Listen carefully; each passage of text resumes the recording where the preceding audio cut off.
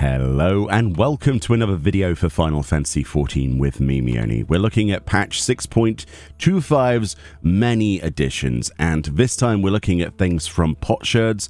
We're going to be looking at the Glamour. I need a little bit of extra time to collect bits for that, the Noir outfit. However, today we're going to be looking at the exchange of potsherds, which you can get from variant mode dungeons as well as Criterion, from the chests that you loot inside there. On your many runs, you'll probably acquire quite a few of these. We're going to be looking at the Sil'dihn earring today. Now, the reason I want to look at this is because I think it's probably on the end of everyone's list, right? Regardless of its price being only 3 potsherds, I think most people probably won't get this. And the reason for that is it's an earring, right? Most people will put this at the back of their mind. But let's have a look at this nice and close in the game and see if it's significant. It is a all classes equipable level 1 item, piece of glamour, basically. So let's use our potsherds. We've got 44 left now. That's the amount I have after getting my 12 notes or so. So let's equip this. We might have to reconvene when it's better weather in a different place, but let's have our initial impressions of this glamour. So as a Makote, obviously my ears extend from the head, unlike a lot of the other humanoid races. Let's just make sure that she's facing forward. It doesn't really matter what emote she's doing there. And we're going to have to use the camera position stuff to zoom all the way in.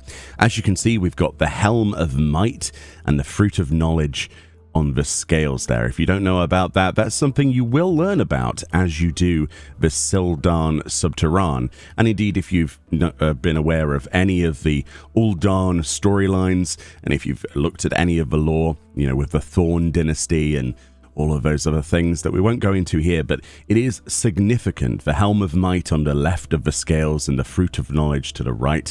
And that's the perfect balance. And that's what they uphold to this day in Ul'dahn. Amongst other things. So it does have that significance. Personally, I think it would be really nice if they did an earring every time we got a new dungeon. So the variant mode dungeons and Criterion, the Sil'dihn Subterrane is just one of those future dungeons that's going to be added if the player base reacts positively to this particular setup. I think personally that Criterion mode is an absolute blast. I think that the variant modes are fun, and I love the way that they have different paths through and there's rewards and the mounts and stuff. But it's nice to have something else, a little thing that only costs 3 potsherds as a nice keepsake. Now, I think that they should do this for every single nation that's involved. So, for example, if we did an Ishgardian dungeon, for example, it would be nice if we got like an ancient crest of that on an earring. It may not be the most impressive thing in the universe to some people. You know, it's opaque at the back, looks fairly basic. But I think it is a really nice addition. I really do. I don't think everything needs to be an enormous reward, right? There you go, with a bit more lighting on it, because the lighting's just ignore the player character. But yeah, you see the Fruit of Knowledge. I think it's fantastic. It's just a really nice keepsake. There's not really much to say about that. It is just a singular earring. There isn't 2, which is still a pet peeve of mine. I think that some earrings should have like a toggle button where you can put them on both ears. But again, this is just a minor gripe that I would love to see in the future, probably in 7.0. I would love to see that addressed with more features for all glamour. But yeah, it's just a nice item. Will I see it at distance? You know, funnily enough, I think I will. I think the red of the Helm of Might sort of pops out more than the Fruit of Knowledge.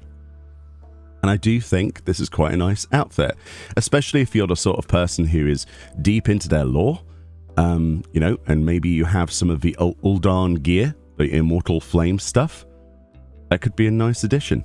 Anyway, that's all I'm going to talk about today. I'm not going to dwell too much on this because I know some people complain about length of videos, but I find this fascinating personally, and I hope they do more of them. Much love. Enjoy the rest of your day. Let me know if you've got this one yet, and I'll see you all next time. More 6.25 stuff to look at, I can assure you.